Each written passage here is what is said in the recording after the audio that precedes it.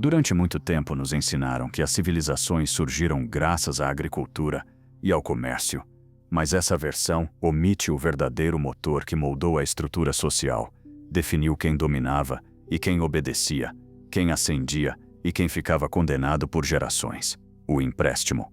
Os primeiros registros escritos da história humana, realizados em tabuletas de argila na antiga Suméria, por volta do ano 3500 a.C., não narravam lendas, nem cantavam vitórias militares. Eram registros de dívida. Não existiam bancos como os conhecemos hoje. Eram os templos que administravam os empréstimos. Os sacerdotes entregavam grãos aos camponeses para semear. E ao fazer isso, não ofereciam uma ajuda, mas um contrato sagrado. A dívida não era apenas econômica, era espiritual. Estava associada à ordem divina. Quem não pagava não só infringia o templo, como também violava a lei do Deus que o protegia. Assim nasceu a primeira forma de controle centralizado, não baseada na força bruta, mas na obrigação moral e econômica. Quando pensamos nas origens da civilização, costumamos imaginar aldeias agrícolas, troca de bens, a descoberta do metal ou o surgimento da escrita, mas raramente nos dizem a verdade mais incômoda. A primeira grande estrutura que organizou a humanidade não foi o comércio, foi a dívida. Antes de existir o dinheiro tal como o conhecemos, antes de um rei impor tributos ou um soldado erguer sua espada, já havia algo capaz de subjugar um homem mais do que qualquer arma: a obrigação de devolver o que havia recebido sob promessa. Os primeiros documentos escritos da história, encontrados nos templos da Suméria por volta de 3500 AC, não eram poemas, nem tratados de paz, nem relatos de heróis. Eram contratos de empréstimo. Tabuletas que registravam quem devia, quanto devia e o que perdia se não pagasse. Não eram bancos, eram templos. Não era economia, era religião. E não era dinheiro, era controle. Nessas cidades, estados sumérias como Uruk, Uru e Lagash, os templos exerciam o duplo papel de centros espirituais e entidades financeiras. Os sacerdotes eram os primeiros contadores da história, os guardiões do grão, da cevada e dos metais, que não eram distribuídos gratuitamente, mas emprestados. Cada grão entregue trazia consigo uma dívida inscrita na argila. E aquele simples ato, receber algo com a promessa de devolvê-lo com juros, foi muito mais do que uma transação. Foi a criação de um mecanismo psicológico. O devedor já não era livre. Sua vida ficou atada a um futuro ditado por outro. Desde então, a dívida tornou-se a primeira forma de controle institucionalizado, silenciosa, legítima e perpétua. O mais impactante é que, nessa origem, a dívida estava diretamente ligada ao espiritual. A palavra suméria para dívida também significava culpa. Não pagar um empréstimo era um pecado contra a ordem divina. Ou seja, o primeiro sistema econômico foi construído sobre a culpa e o medo, não em torno da cooperação ou da abundância, mas do castigo e da obrigação. Quem não pagava não só perdia bens, perdia o favor dos deuses, perdia sua identidade dentro da comunidade, podia perder sua liberdade ou a de seus filhos. Assim nasceu uma hierarquia social nunca antes vista. Os emprestadores tornaram-se a classe superior, os donos do futuro, enquanto os devedores tornaram-se sujeitos condicionados, obrigados a produzir não para viver, mas para pagar.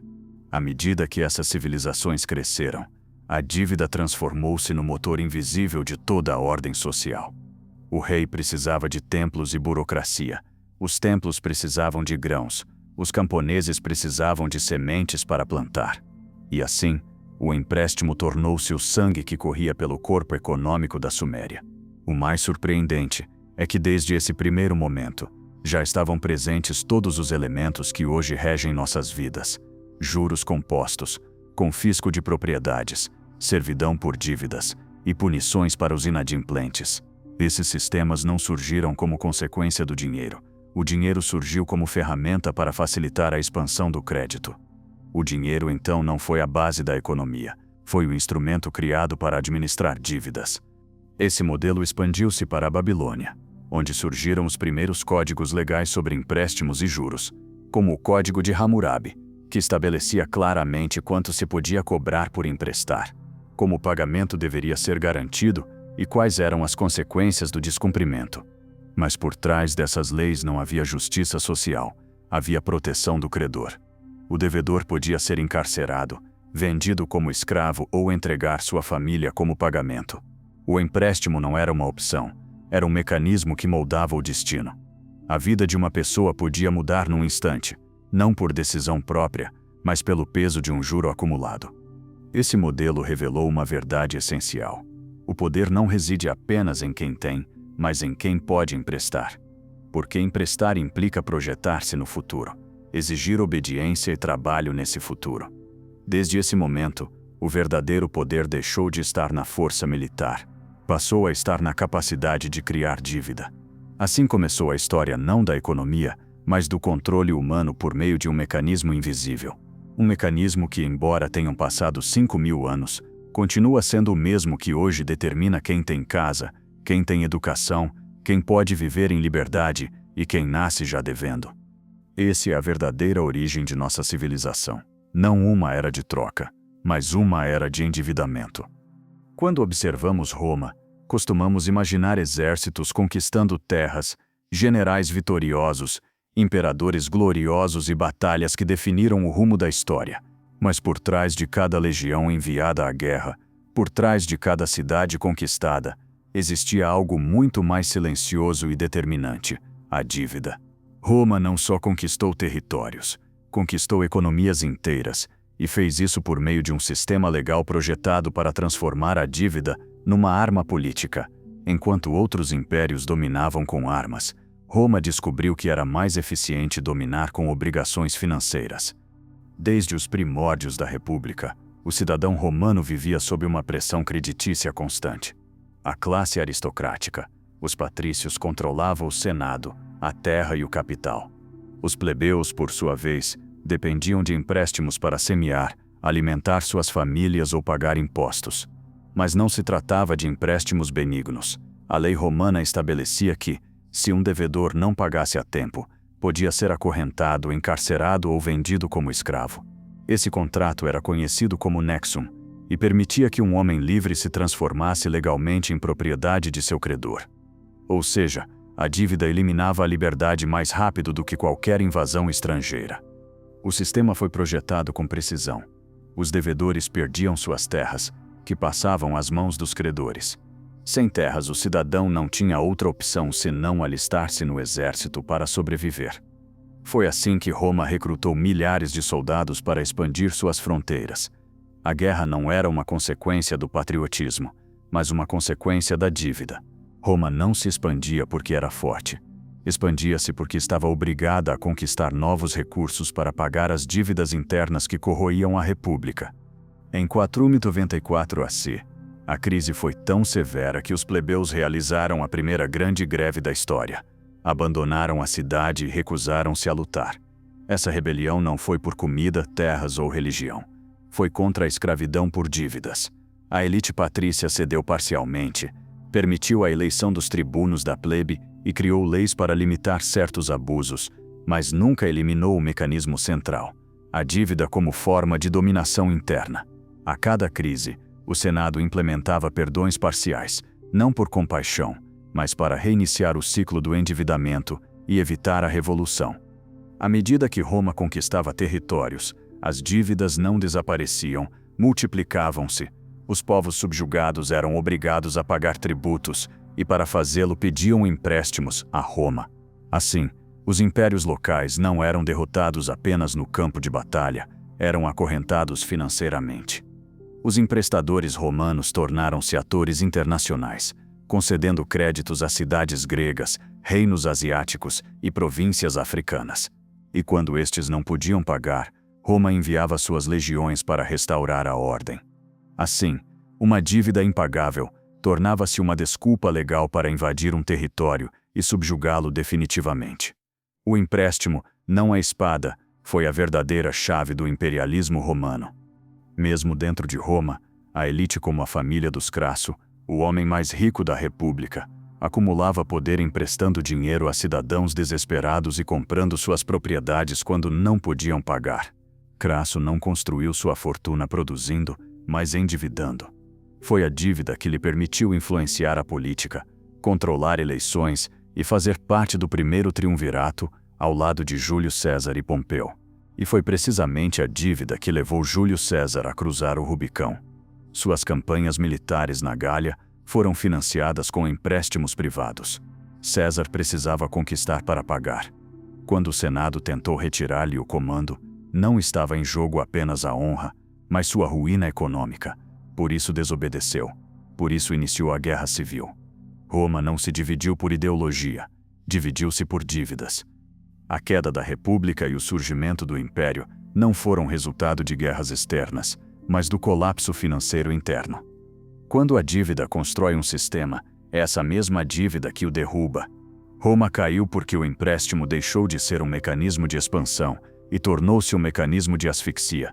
Os cidadãos empobreceram, as terras concentraram-se em poucas mãos e as províncias exploradas já não conseguiam sustentar a máquina imperial. Quando o ouro deixou de fluir, o crédito colapsou, e com ele, o império. Roma nos ensinou a primeira grande lição da história humana. O verdadeiro poder não é detido por quem governa, nem por quem comanda o exército, nem por quem promulga leis. O verdadeiro poder é detido por quem controla a dívida. Porque controlar a dívida é controlar o futuro, e quem controla o futuro, controla o destino de uma civilização inteira. Com a queda do Império Romano, muitos poderiam pensar que o poder do empréstimo desapareceu.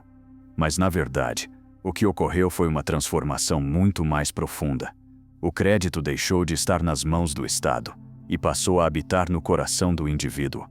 Enquanto as instituições políticas se fragmentavam, a Igreja ergueu-se como a nova autoridade do mundo ocidental, e embora oficialmente condenasse a cobrança de juros, considerando-a um pecado contra a caridade cristã, desenvolveu uma forma de dívida muito mais poderosa e sutil do que qualquer empréstimo econômico: a dívida da alma.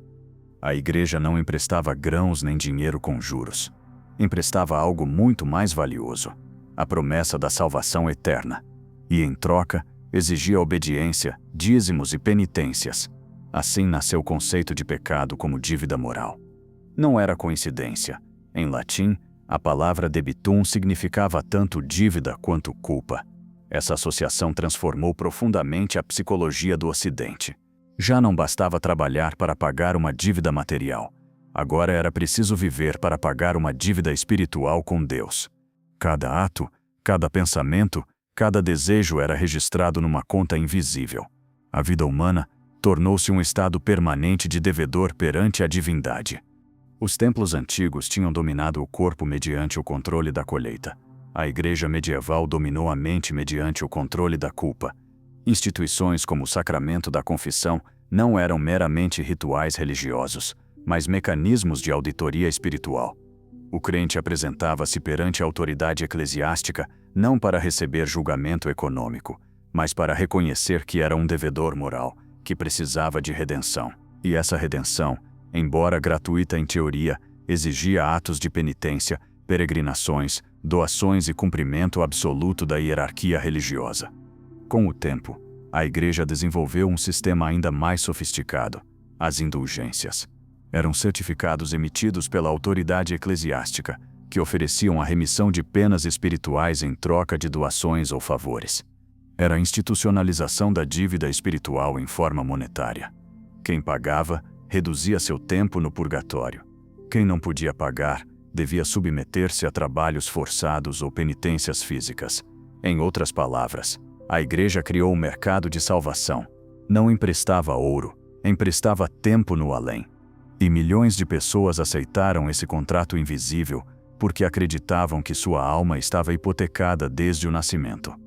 Esse mecanismo de controle foi tão eficaz que superou qualquer império anterior.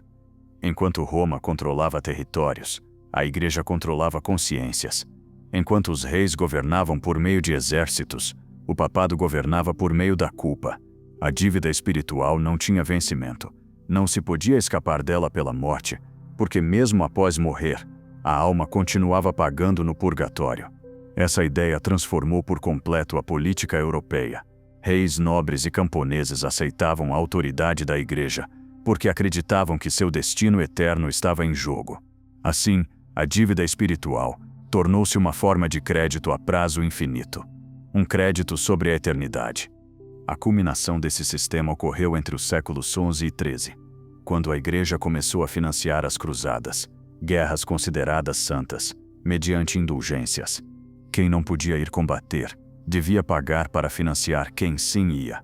A salvação tinha um preço fixado pela autoridade religiosa, e à medida que o comércio ressurgia na Europa, a Igreja acumulava riquezas materiais por meio dessa mesma lógica: transformar a culpa em capital, transformar a obediência em renda, transformar a fé em dívida. O que começou como um ato espiritual transformou-se numa estrutura econômica. A Igreja possuía terras, cobrava dízimos, impunha tributos e administrava heranças. Era, na prática, a primeira corporação internacional da história. E enquanto se opunha teoricamente ao empréstimo com juros, ela mesma acumulava fortunas mediante o endividamento moral. Foi nesse período que se estabeleceu uma das ideias mais perigosas que ainda hoje domina nossa sociedade. O ser humano não nasce livre, nasce em dívida. Não importa quanto trabalhe nem quanto possua, sua alma pertence a uma autoridade superior. A dívida econômica pode ser paga, a dívida espiritual não. Esse foi o golpe mestre do poder medieval. Transformar a fé num mecanismo de controle total. Não sobre os corpos, mas sobre as consciências. À medida que a Europa saía do feudalismo e abria-se lentamente ao comércio internacional, surgiu uma nova força silenciosa que mudaria para sempre o destino do mundo. Os emprestadores privados, famílias que não governavam por títulos nobiliários, nem coroas hereditárias, mas por algo muito mais poderoso: o controle do crédito. Já não era o rei quem financiava as guerras, eram as casas bancárias que financiavam o rei. E quando alguém financia um rei, governa acima dele. Durante a Idade Média, o poder estava dividido em 3 grandes estruturas. A Igreja controlava a alma, a nobreza controlava a terra e o povo produzia. Mas com o ressurgimento do comércio, surgiram indivíduos capazes de acumular enormes fortunas móveis, não em terras, mas em ouro e letras de câmbio. As rotas comerciais do Oriente, as feiras de champanhe na França e o tráfico de especiarias geraram um novo tipo de riqueza que não estava atada a um território. E quem controla a riqueza móvel, controla o futuro dos territórios. As famílias de emprestadores italianos, como os Médici, os Bardi, os Peruzzi e mais tarde os Fugger, na Alemanha, tornaram-se os verdadeiros arquitetos da Europa. Eram eles quem financiava coroações, guerras, cruzadas e as dívidas dos estados. Não lutavam nos campos de batalha, mas decidiam quem podia lutar. Não usavam coroas, mas determinavam quem podia conservá-las. O rei não era dono de seu reino se devia dinheiro. Era apenas um administrador dos interesses do emprestador. Essas casas bancárias criaram uma inovação revolucionária: o sistema de letras de câmbio, precursor do papel moeda. Permitiam mover grandes somas entre cidades sem transportar fisicamente o ouro, reduzindo o risco de roubo e permitindo uma expansão financeira sem precedentes. Com essa ferramenta, os banqueiros tornaram-se os verdadeiros donos das rotas, do comércio e dos exércitos. O dinheiro já não era uma moeda metálica, era uma promessa respaldada não por Deus, nem pelo rei, mas pela confiança em quem emprestava. Enquanto a Igreja mantinha a ficção moral de condenar a usura, os papas secretamente financiavam suas campanhas e construções mediante empréstimos dessas mesmas famílias. A Basílica de São Pedro foi financiada por banqueiros. A expansão dos estados pontifícios também. Assim, a Igreja tornou-se devedora dos mesmos homens a quem publicamente condenava. A dívida espiritual começou a conviver com a dívida financeira. E essa convivência deu origem a um poder híbrido: o poder moral do perdão e o poder econômico do juro. Mas a verdadeira chave ocorreu quando os reis começaram a endividar-se maciçamente para financiar guerras que ultrapassavam suas receitas. A Inglaterra endividou-se para combater na Guerra dos 100 Anos contra a França. A Espanha endividou-se para conquistar a América e construir seu império. E quando não podiam pagar, não eram os reis quem caíam, eram seus povos que eram onerados com impostos cada vez maiores. O crédito não só dominava os governantes, começava a dominar nações inteiras. Foi nesse momento histórico que o empréstimo deixou de ser um assunto individual entre devedor e credor e tornou-se um mecanismo coletivo. Os banqueiros já não emprestavam a pessoas, emprestavam a países, e com isso criaram algo completamente novo: a dívida nacional. Um país que devia não era um país livre.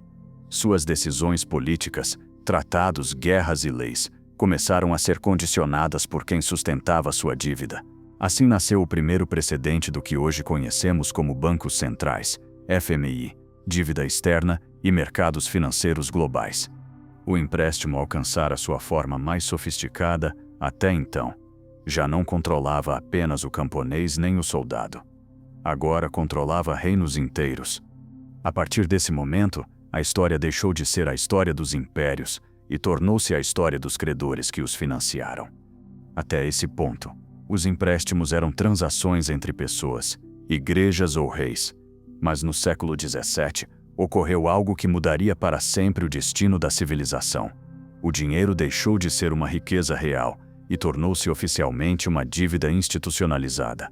Foi na Inglaterra, após uma série de guerras, crises e bancarrotas reais, que os emprestadores privados descobriram que não bastava financiar os reis. Era preciso controlar o próprio mecanismo pelo qual o dinheiro era criado. O detonador foi o reinado de Guilherme Tertor, que precisava de enormes recursos para financiar guerras contra a França. O tesouro inglês estava quebrado. Ninguém confiava na capacidade do rei de pagar. Os emprestadores privados, os homens mais ricos de Londres, ofereceram uma solução. Eles emprestariam o dinheiro necessário, mas em troca, permitir-se-ia que criassem uma instituição que controlaria a emissão do dinheiro do reino. Assim, em 1694, nasceu o Banco da Inglaterra, não como Banco do Povo, nem do Estado, mas como uma entidade privada com poder para emprestar ao governo dinheiro que ainda não existia, cobrando juros por isso. Esse foi o momento exato em que a natureza do dinheiro mudou para sempre.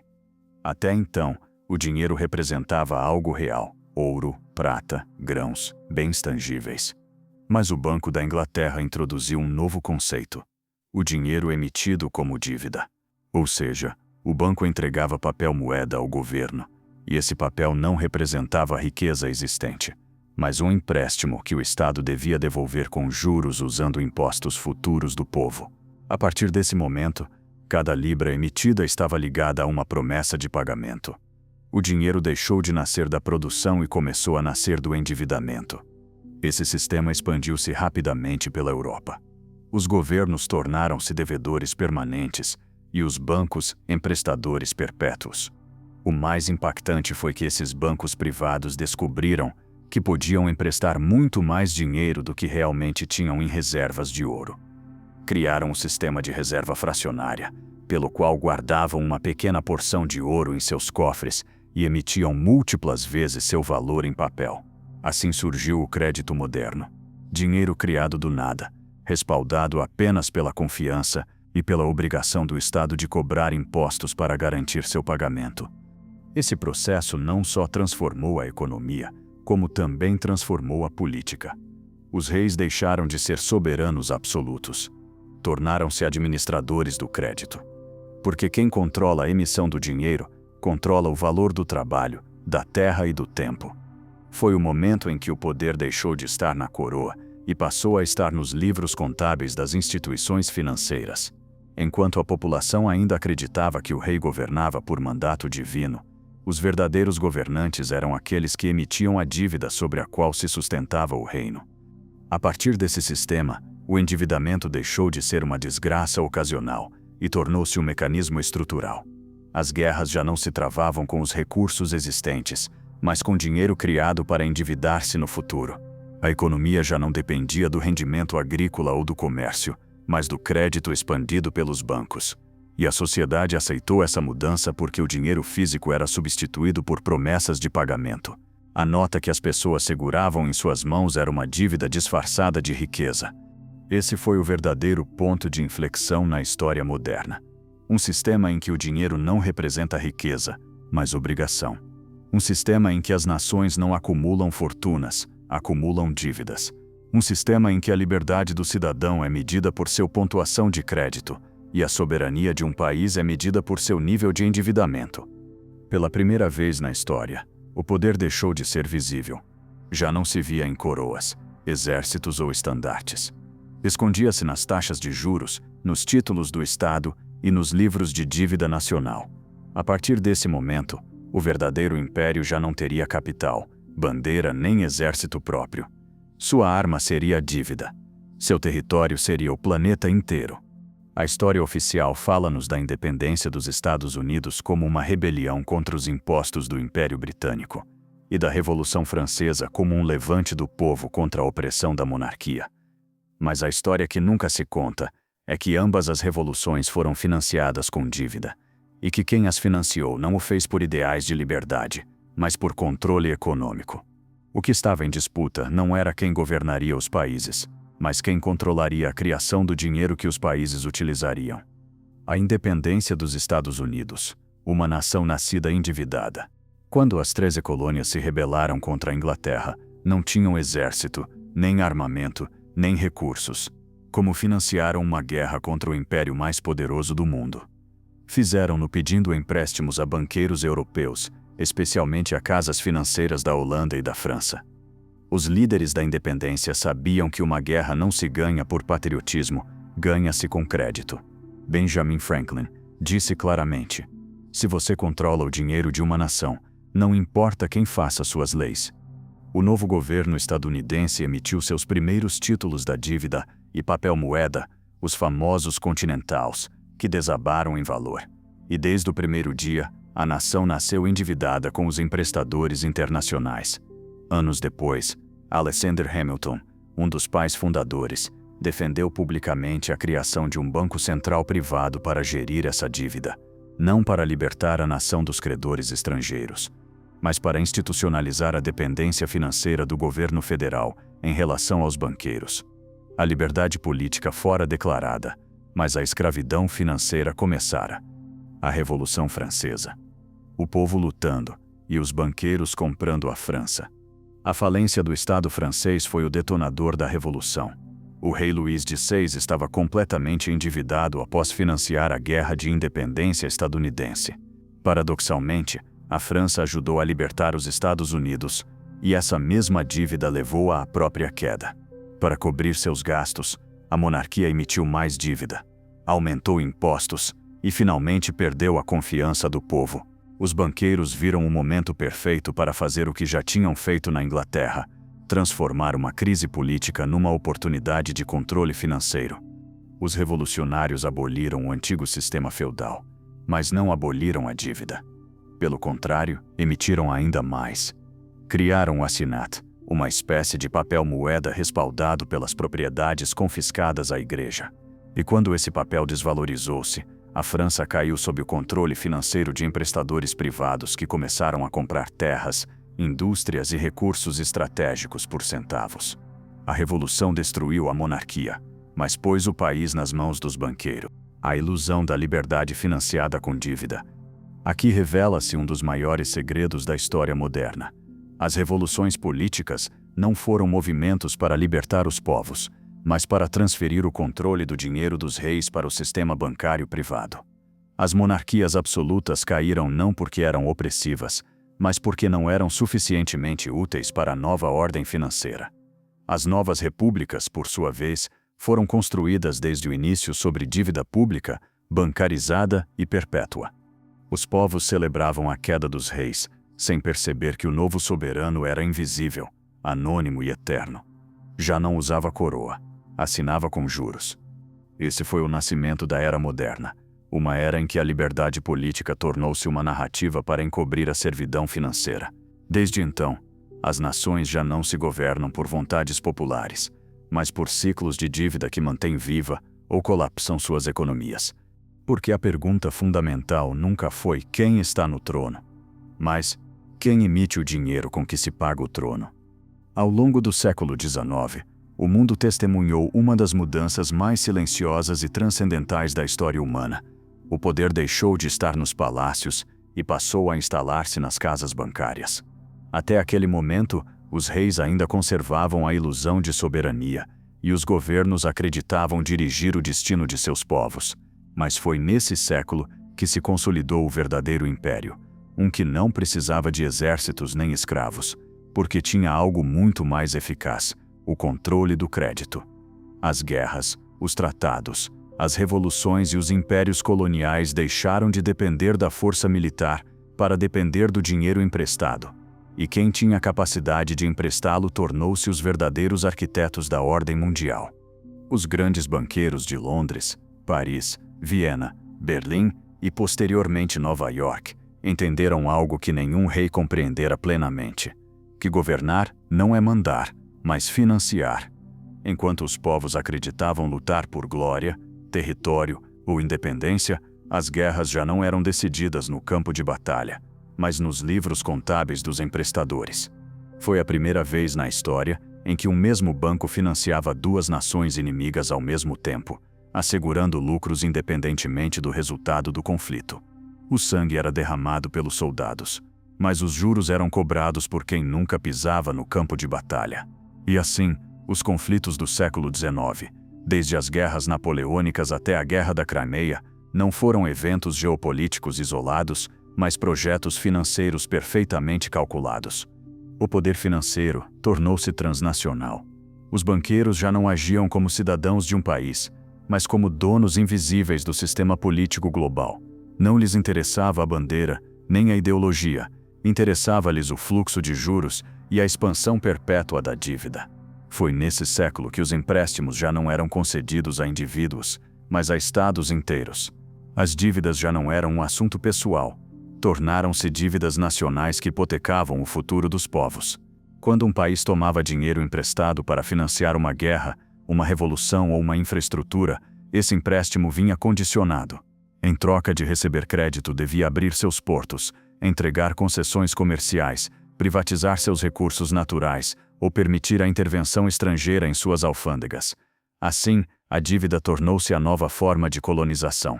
Já não era preciso invadir para conquistar, bastava endividar para possuir.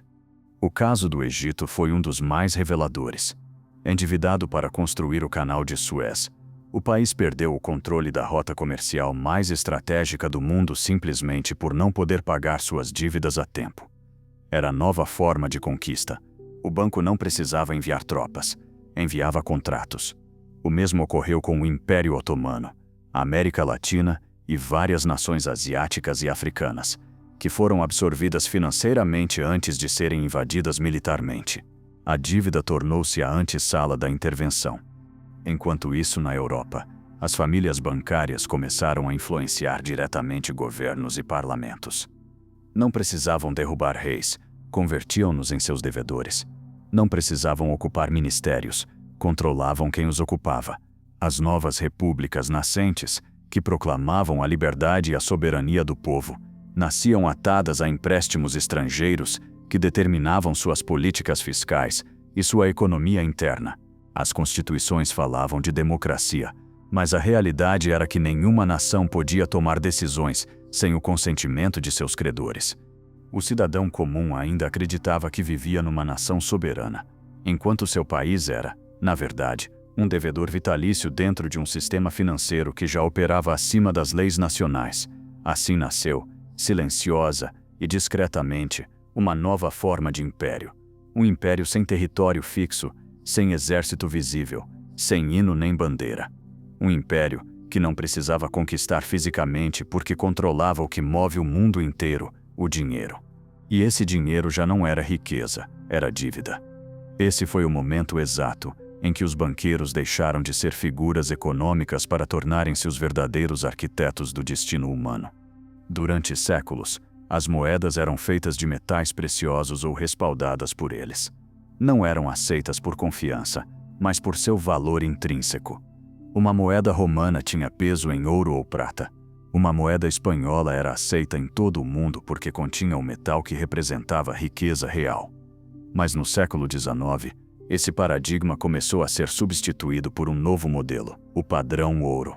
À primeira vista parecia um sistema de estabilidade, mas na realidade foi o primeiro passo para desligar o dinheiro da riqueza. e atá-lo ao endividamento controlado pela banca. O padrão ouro estabelecia que o papel moeda emitido pelos governos podia ser trocado por ouro físico guardado em bancos. Isso gerou confiança no uso do papel como dinheiro e facilitou o comércio internacional. Mas por trás dessa aparência de segurança, havia uma transformação muito mais profunda. Quem controlasse o ouro controlaria a emissão do dinheiro, e quem controlasse a emissão do dinheiro controlaria as nações. Os bancos centrais privados tornaram-se guardiões do ouro e árbitros do crédito. Os governos deixaram de ter autoridade para emitir moeda livremente e passaram a depender do ouro armazenado, que não controlavam. Em outras palavras, o padrão ouro não libertou o mundo do caos econômico, entregou-o a uma elite que possuía o metal e podia decidir quando aumentar ou restringir o dinheiro em circulação, provocando crises, colapsos e endividamento maciço. A cada crise econômica induzida pela redução do crédito, as nações viam-se obrigadas a endividar-se novamente com os mesmos banqueiros que controlavam o ouro. Era um círculo perfeito de controle financeiro internacional. Mas o mais revelador ocorreu quando os bancos perceberam que o ouro não era suficiente para sustentar o crescimento da dívida global. O sistema precisava de algo mais flexível, algo que pudesse multiplicar-se sem limites. E assim decidiu-se o próximo passo histórico: abandonar o ouro e substituí-lo por pura confiança. Ou melhor, por pura dívida. O ouro deixou de respaldar o dinheiro. E a partir desse momento, o dinheiro começou a respaldar-se a si mesmo sob uma lógica perversa. O dinheiro não representa riqueza, representa uma obrigação futura de pagamento.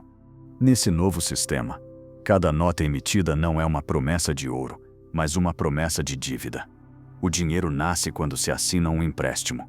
Quando um país emite títulos, está criando dinheiro.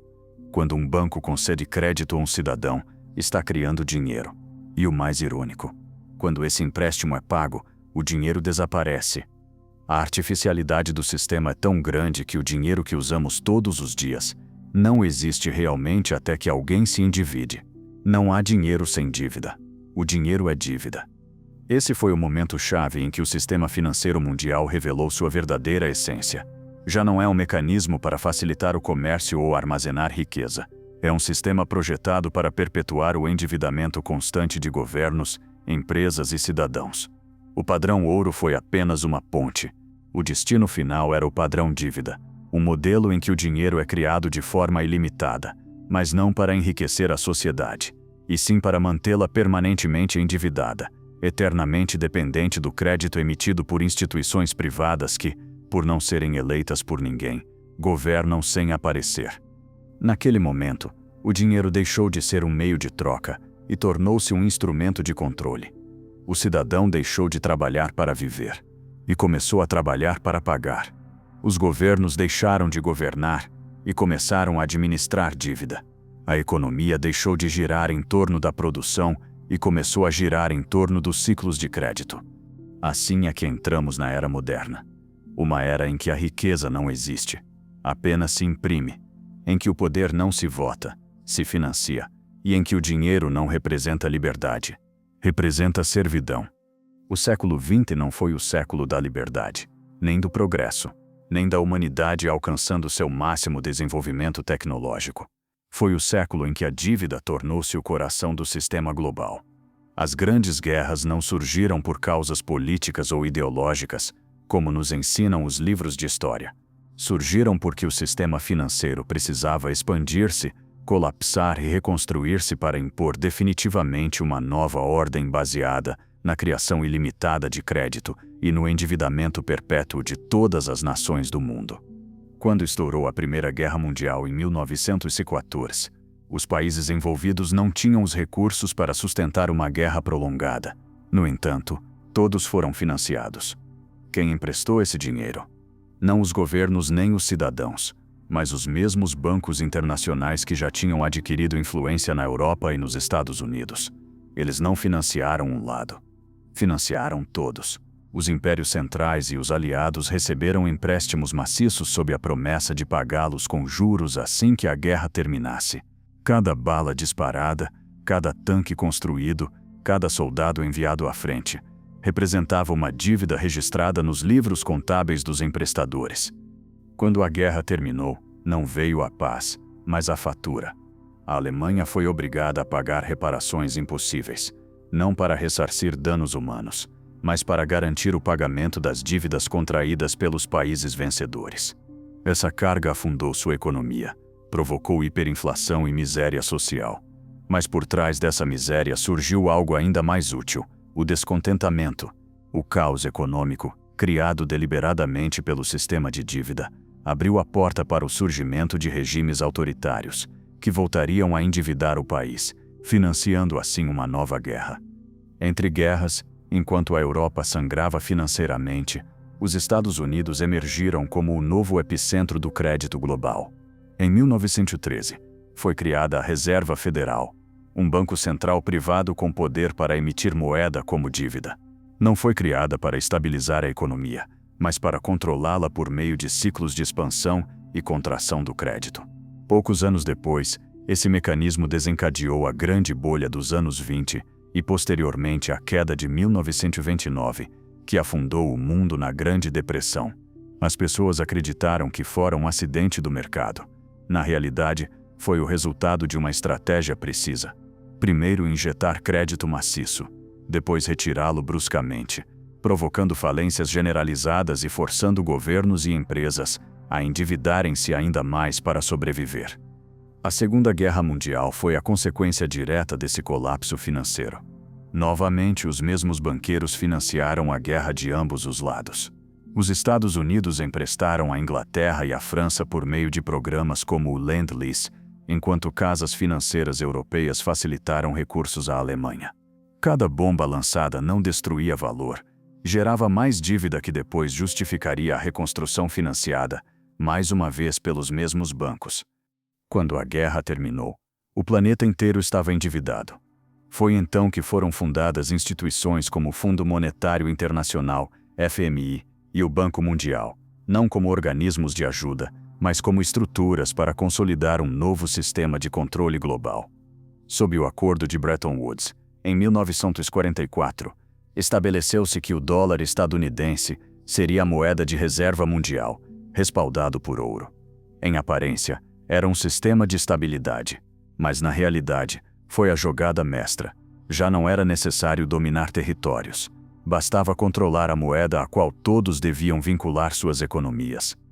Os países vencedores e vencidos ficaram presos no mesmo mecanismo: tomar empréstimos internacionais para se reconstruir, empréstimos que vinham condicionados com políticas econômicas impostas do exterior. As nações perderam a soberania sobre sua moeda, sua indústria e seu futuro. A guerra tinha terminado, mas a servidão financeira apenas começava. A humanidade acreditou ter ganhado a paz. O que realmente ganhou foi uma dívida impagável. A partir daquele momento, o mundo inteiro passou a ser governado não por exércitos, mas por juros. Não por constituições, mas por taxas de juros. Não por parlamentos, mas por bancos centrais. E cada ser humano, ao nascer, já era parte de uma dívida nacional que ele não escolhera. Durante séculos, o sistema financeiro sustentara-se sobre uma ilusão cuidadosamente projetada: a ideia de que o dinheiro que circulava representava algo tangível, algo real, algo que se podia tocar: ouro.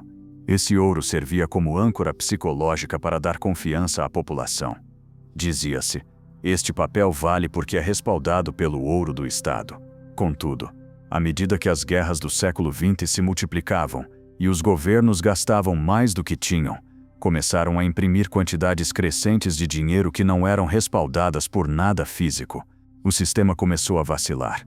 Cada dólar que se imprimia era um dólar que não tinha ouro por trás, e outras nações começaram a exigir a entrega do metal precioso que supostamente respaldava seu valor. Foi então que, em 15 de agosto de 1971, o presidente dos Estados Unidos, Richard Nixon, anunciou que o país suspendia a conversibilidade do dólar em ouro. Naquele dia, sem voto popular nem consulta internacional, o mundo inteiro foi empurrado para uma nova realidade. O dinheiro deixou de ser uma representação de riqueza e tornou-se uma criação puramente política, emitida sem limite por decreto, respaldada não por ouro, mas por dívida. A partir daquele momento, o dólar não valia pelo que era, mas pelo que obrigava. Todos os países do mundo estavam obrigados a usá-lo para comerciar petróleo e matérias-primas estratégicas. O dólar não era dinheiro, era um instrumento pelo qual se capturava a economia global. Esse fato marcou o nascimento do sistema fiduciário moderno. Um sistema em que o dinheiro não tem valor em si mesmo, mas é uma ordem de pagamento imposta pelo Estado, criada pelos bancos, multiplicada digitalmente e sustentada unicamente pela confiança ou pela coerção. A partir daquele dia, cada nota que entra em circulação nasce como uma dívida. Quando um governo emite títulos, está criando dinheiro. Quando um banco empresta, está criando dinheiro. Quando uma pessoa usa seu cartão de crédito, está criando dinheiro. Toda a economia mundial passou a depender de um princípio perturbador. Se o crédito parar, o dinheiro deixa de existir. Esse novo paradigma mudou por completo a natureza do trabalho, da riqueza e da liberdade. As pessoas já não trabalhavam para obter dinheiro que representava valor. Trabalhavam para pagar juros sobre uma dívida que nunca se extingue. Os governos já não administravam orçamentos, administravam déficits. As empresas já não competiam para produzir riqueza, competiam para acessar o crédito. O sucesso já não dependia do mérito, mas da capacidade de endividar-se. Em 1971 selou-se o destino da humanidade. Entramos oficialmente na era do dinheiro infinito, mas também do endividamento infinito. Os bancos já não precisavam de riqueza para emprestar, só precisavam de uma assinatura.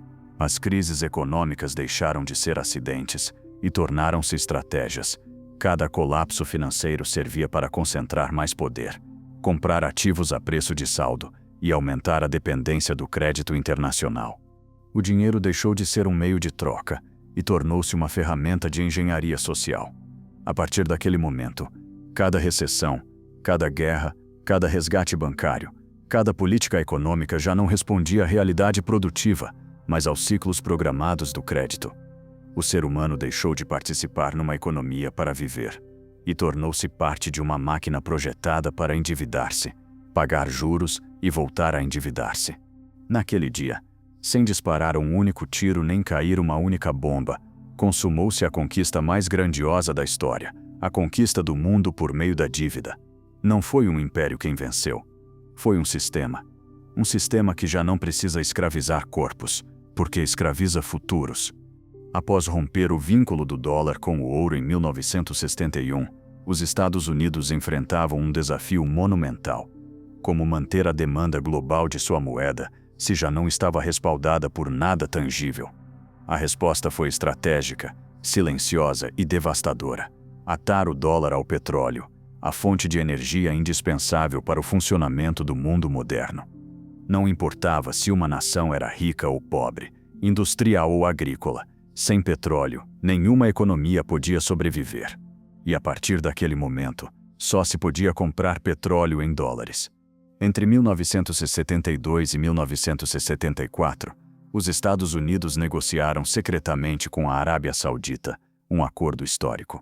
O Reino Saudita, líder da OPEP e principal exportador de petróleo do planeta, aceitaria vender toda a sua produção exclusivamente em dólares.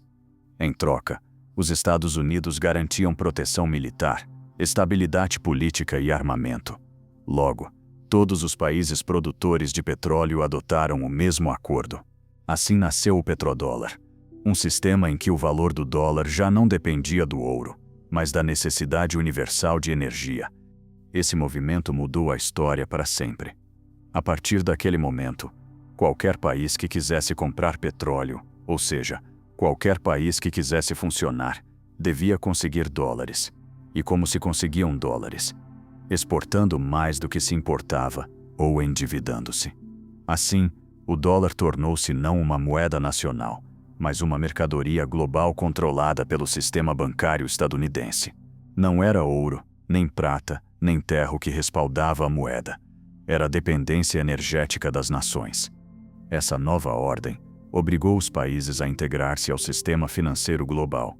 Os bancos estadunidenses e europeus tornaram-se os fornecedores exclusivos de dólares por meio de empréstimos internacionais. O Fundo Monetário Internacional e o Banco Mundial supostamente criados para ajudar o desenvolvimento, começaram a conceder créditos a países empobrecidos com condições severas, privatizações, abertura de mercados, redução de gastos sociais e subordinação total aos interesses dos credores. Essas políticas não ajudaram os países, prenderam-nos num ciclo de dependência perpétua. Cada empréstimo era uma corrente, cada renegociação, um lembrete de quem tinha o controle real. Enquanto isso, o dinheiro circulava como nunca antes.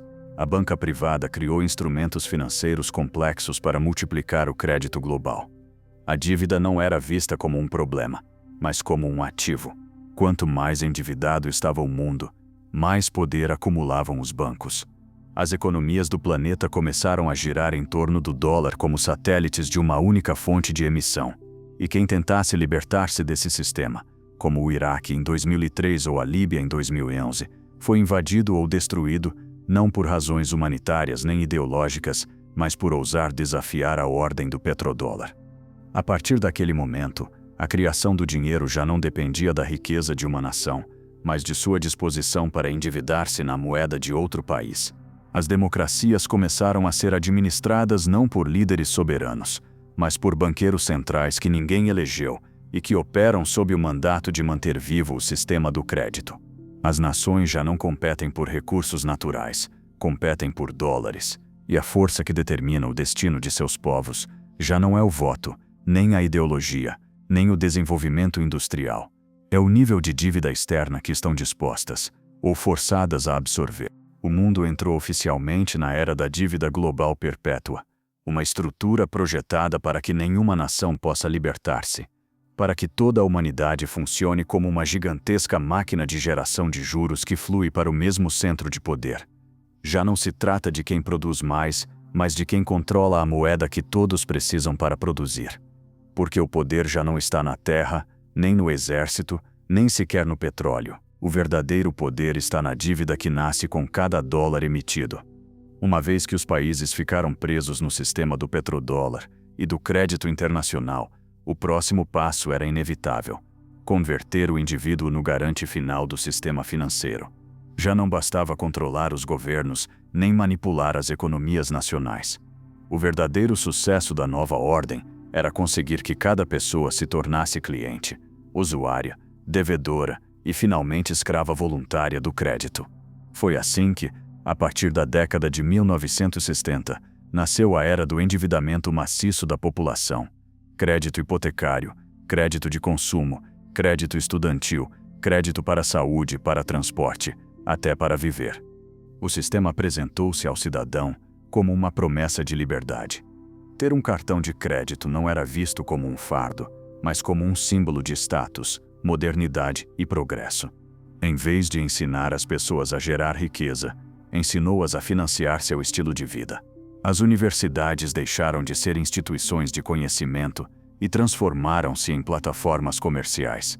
Ofereciam diplomas não para formar sábios, mas para capturar devedores por 20 ou 30 anos.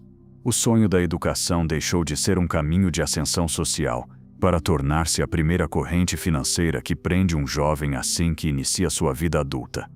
O mais perverso desse processo foi seu desenho psicológico. A banca entendeu que o melhor devedor não é o desesperado, mas o aspiracional. Ao consumidor, não se pressiona com medo direto, mas com desejo. Os bancos não dizem endivide-se, dizem você merece. Já não se promove a poupança, mas a dívida como mecanismo de realização pessoal. Comprar uma casa, um automóvel, uma educação, férias, tudo tornou-se algo que devia ser adquirido hoje, mesmo sem ter o dinheiro, sob a promessa de pagá-lo amanhã. O sistema alcançara seu objetivo, instalar a dívida dentro do imaginário do sucesso. Enquanto isso, os bancos criavam dinheiro digital cada vez que aprovavam um empréstimo. Esse dinheiro não existia antes. Era gerado no ato. Com um clique, o cidadão recebia um depósito que acreditava ser real, mas na verdade era uma dívida que ele mesmo fabricava com sua assinatura. E quando começava a pagar juros, não estava pagando ao banco um dinheiro emprestado. Estava pagando por ter permitido que o banco criasse dinheiro do nada. Esse mecanismo transformou o trabalhador moderno num gerador perpétuo de riqueza alheia. Seu salário já não era uma recompensa por seu esforço, mas o combustível que alimentava a máquina internacional do crédito. O empréstimo pessoal tornou-se o novo imposto do sistema global. O Estado já não precisava arrecadar mais impostos diretos. Podia deixar que os bancos fizessem o trabalho. Cada cidadão, ao endividar-se, tornava-se seu próprio arrecadador, pagando juros que acabariam nos mesmos centros financeiros que também controlavam seu país. A dívida deixou de ser uma obrigação externa para tornar-se um estado interno. Já não se transportava apenas em cifras, transportava-se em ansiedade, em medo, em esgotamento mental. O indivíduo começou a viver vigiado por sua pontuação de crédito, avaliado não por sua humanidade, mas por sua capacidade de pagar sem questionar. Esse foi o momento em que o sistema completou sua transformação.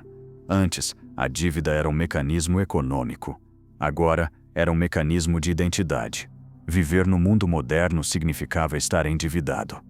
Se você não estava endividado, não estava integrado ao sistema. O cidadão deixou de trabalhar para conquistar liberdade. Começou a trabalhar para não perdê-la. O mundo entrou assim numa nova era. A era do ser humano convertido em ativo financeiro. Um número dentro do balanço de um banco, um fluxo de juros numa planilha global. A dívida já não estava lá fora. A dívida era a própria vida. Uma vez que a dívida instalou-se no coração do indivíduo como parte de sua identidade, o sistema avançou para sua fase mais ambiciosa, converter cada aspecto da vida humana numa transação digital, capaz de ser medida, avaliada, pontuada e condicionada. Já não basta que você esteja endividado. Agora devem vigiá-lo para garantir que continue endividando-se corretamente. Para isso, era necessário transferir o dinheiro do mundo físico para o mundo digital, onde cada movimento pudesse ficar registrado e cada escolha pudesse ser controlada. O dinheiro em espécie, esse símbolo mínimo de liberdade anônima, começou a desaparecer lentamente. Disse-se que era por segurança, por comodidade, por modernização. A narrativa era atraente. Você não precisa de notas, tudo pode ser pago com seu telefone. Mas o que ninguém dizia era o essencial. Quando o dinheiro se digitaliza, deixa de pertencer ao cidadão e passa a ser uma permissão temporária concedida pelo sistema. Já não é algo que você tem, é algo que lhe é concedido enquanto cumprir certas condições. Ao digitalizar o dinheiro e o crédito, os bancos já não só sabem quanto você deve. Agora sabem como você gasta, onde vive, a quem apoia, o que pensa. Seu comportamento financeiro torna-se sua identidade social, sua liberdade de movimento, seu acesso à saúde, sua educação, sua capacidade de viajar, empreender, expressar-se. Tudo começa a depender de um código invisível, sua pontuação financeira e social. Esse sistema já deu seu primeiro passo na China com o chamado crédito social, mas estende-se silenciosamente por todo o mundo por meio de pontuações de crédito, históricos de consumo e perfis digitais que alimentam algoritmos preditivos que decidem quem é confiável e quem deve ser excluído do sistema. O mais perturbador é que esse controle não se impõe pela força, mas pela dívida emocional.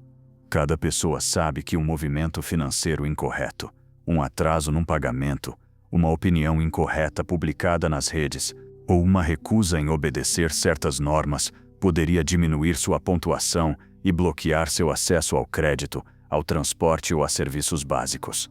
O temor de perder acesso substitui o medo da prisão. O que antes se punia com correntes, hoje se pune com desconexão.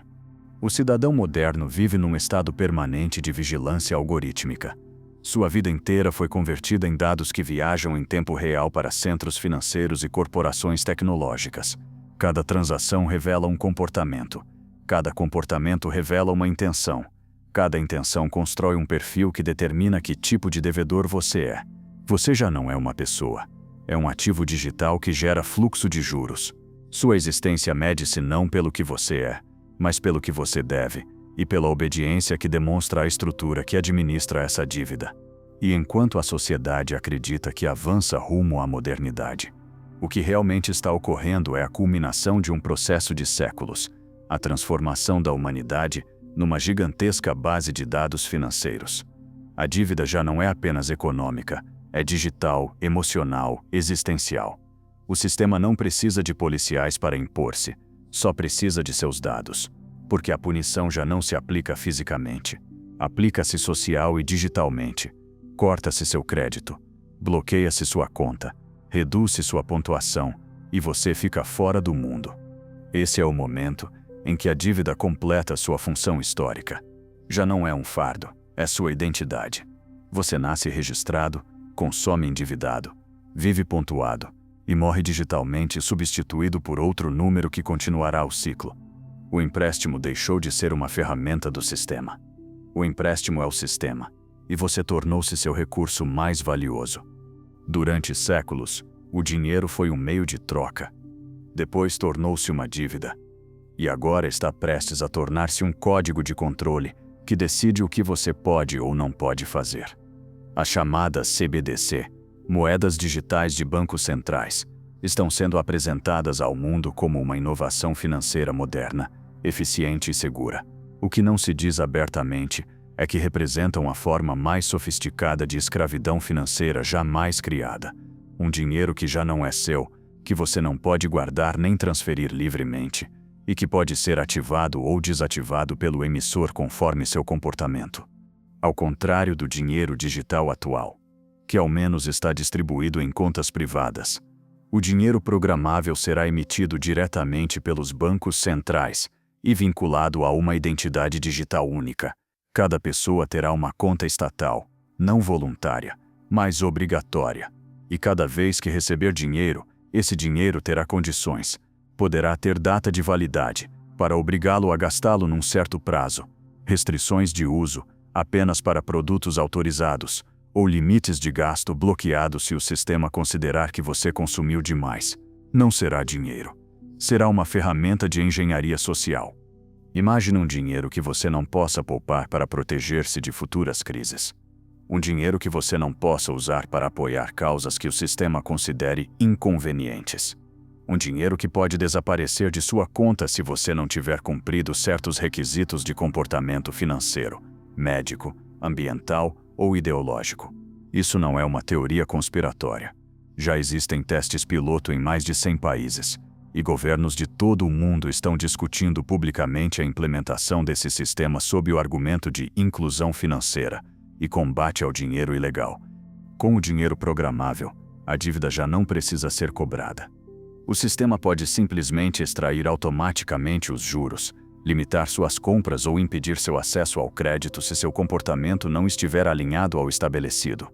A pontuação de crédito fundir-se-á com a pontuação social e com sua pegada digital.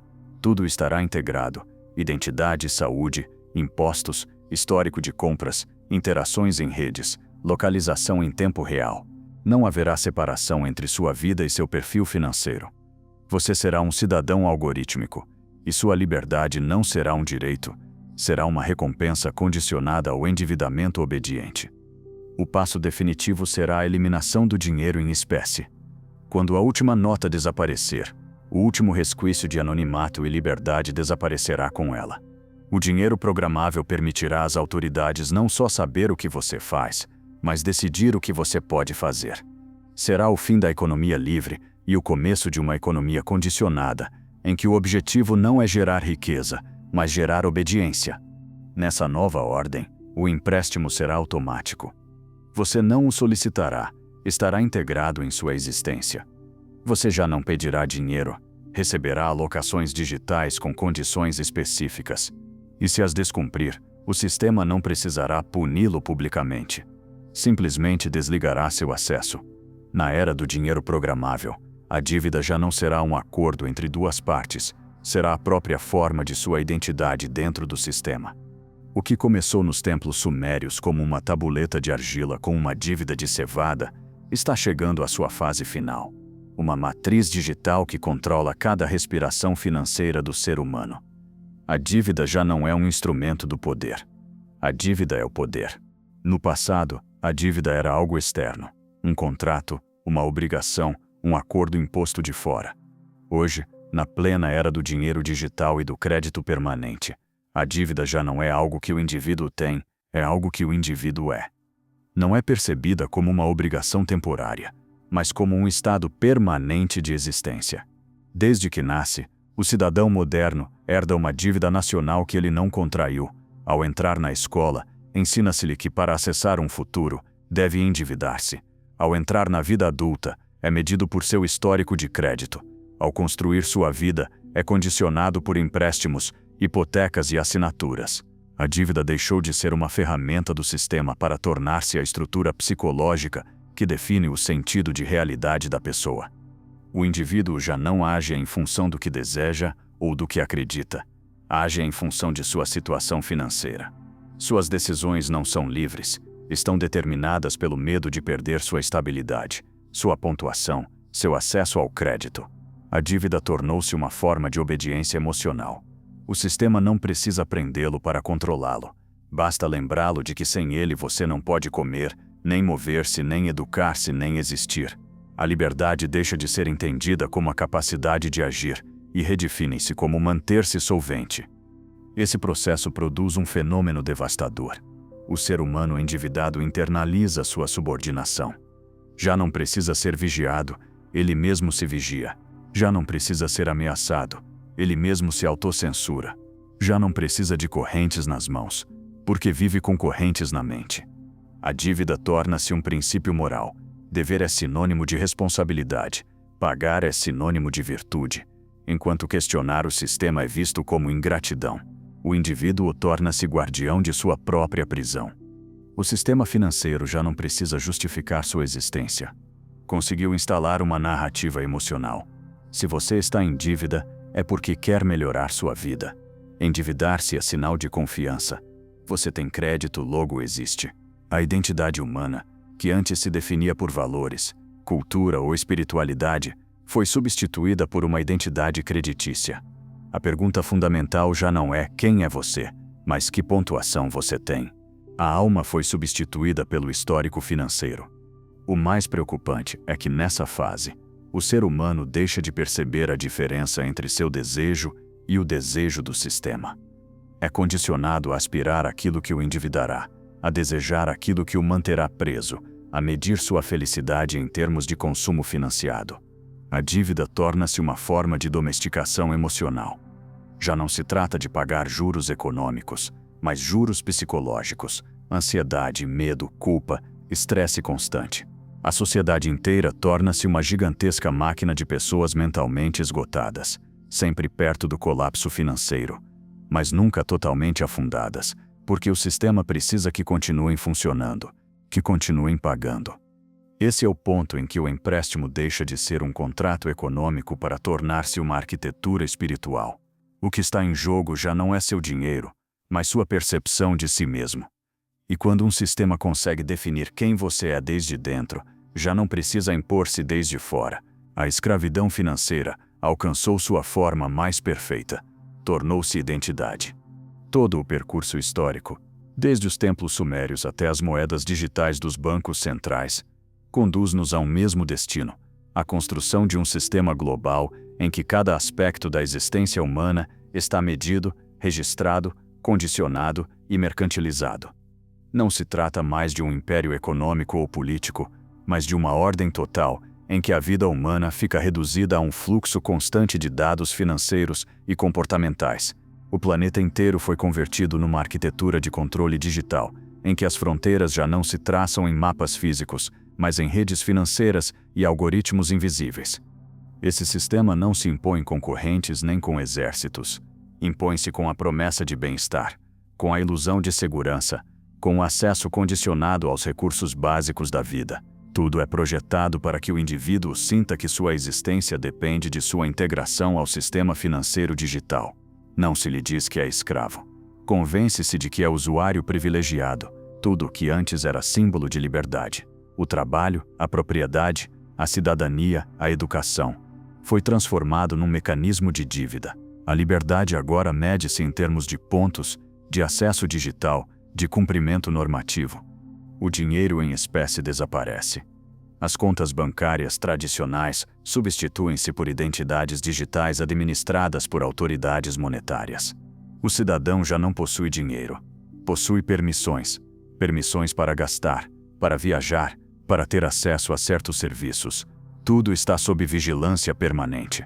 Cada transação torna-se um voto de obediência ou um sinal de dissidência. Mas o mais aterrador não é o controle externo, mas o controle interno.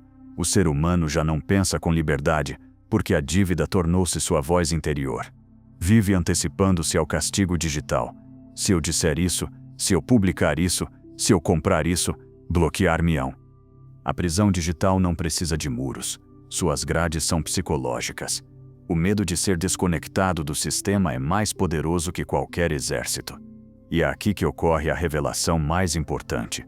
A escravidão moderna não se baseia na opressão física, mas na substituição do propósito humano. O indivíduo já não existe para viver, criar ou transcender.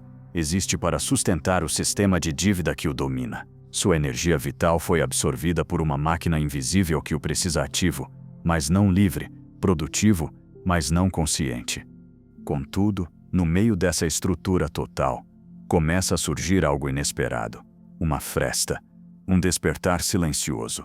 Um número crescente de pessoas está começando a compreender que a dívida não é um acidente histórico, mas uma construção projetada para desconectá-las de si mesmas.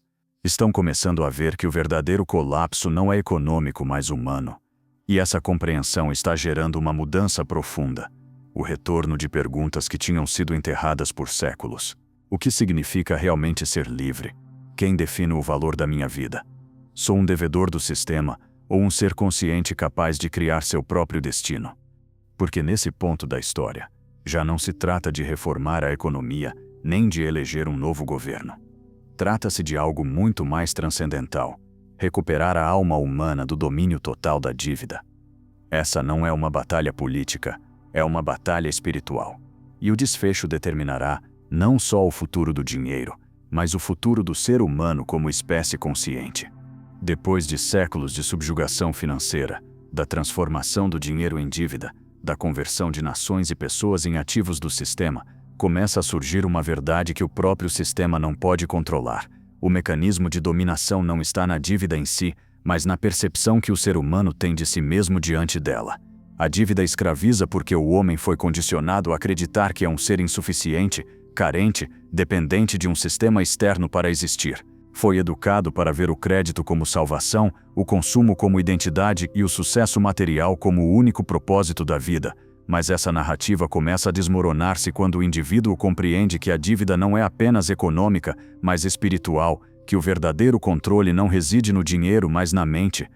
O sistema de dívida global está construído sobre uma premissa psicológica. Você não é suficiente como é. Para obter valor, você deve dever. Para ser alguém, você deve possuir. E para possuir, você deve endividar-se. Assim estabeleceu-se a equação fundamental da sociedade moderna. Mas no momento em que o ser humano reconhece esse condicionamento, surge uma fresta na estrutura. Essa fresta não é um colapso financeiro, é um colapso de crença. O indivíduo deixa de ver o crédito como um privilégio e começa a vê-lo como um mecanismo de controle. Deixa de medir seu sucesso pelo que compra e começa a medi-lo pelo que já não precisa. Deixa de viver para pagar seu futuro e começa a viver para recuperar seu presente. Esse despertar não ocorre nas instituições, nem nos governos, nem nos mercados. Ocorre na consciência. O número crescente de pessoas está compreendendo que a única forma de derrotar um sistema baseado em dívida infinita não é opor-se de fora, mas desconectar-se de dentro. A verdadeira revolução não é econômica, é psicológica. Não é destruir o sistema, é deixar de alimentá-lo pela mente. Porque o sistema precisa que o indivíduo aspire, consuma, tema, compare-se, endivide-se, desgaste-se. Se o indivíduo deixar de fazê-lo, o sistema perde seu alimento principal, sua energia emocional. Aqui começa a rebelião silenciosa. Pessoas que escolhem viver com menos para viver melhor. Que abandonam a necessidade de validação material. Que reconstroem suas comunidades, sua espiritualidade, sua relação com o tempo.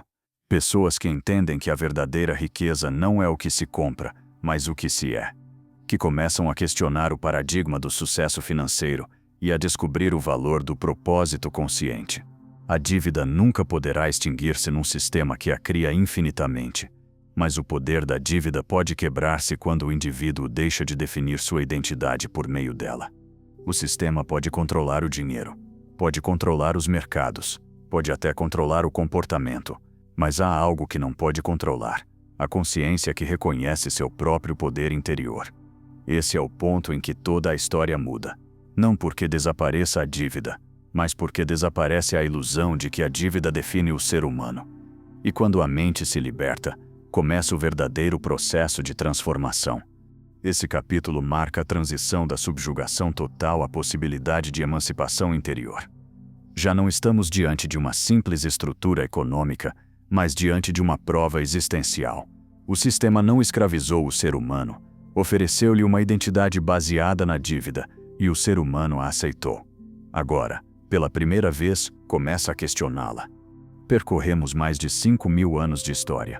E ao observar esse caminho, compreendemos que a dívida não foi uma anomalia do sistema, nem um erro que saiu de controle. Foi um projeto que assumiu formas diferentes, religiosas, imperiais, políticas, bancárias, digitais, com o objetivo de capturar o mais valioso que o ser humano possui: sua energia vital, seu tempo e sua consciência. O empréstimo, desde sua origem, não buscava enriquecer alguns, mas condicionar toda a humanidade. E conseguiu. Transformou a vida num contrato, o futuro num juro e a existência numa obrigação permanente. Hoje, o sistema alcançou sua máxima expressão. O dinheiro já não é um objeto, é um algoritmo. A dívida já não é um acordo, é uma condição de existência. O ser humano já não trabalha para viver. Vive para sustentar uma arquitetura invisível que o precisa ativo, endividado, obediente. A escravidão já não tem correntes, tem telas, já não usa chicotes, usa notificações, já não ameaça o corpo, ameaça o acesso. Mas esse também é o ponto exato em que o ciclo pode quebrar-se. Porque o sistema cometeu o mesmo erro que todos os impérios anteriores.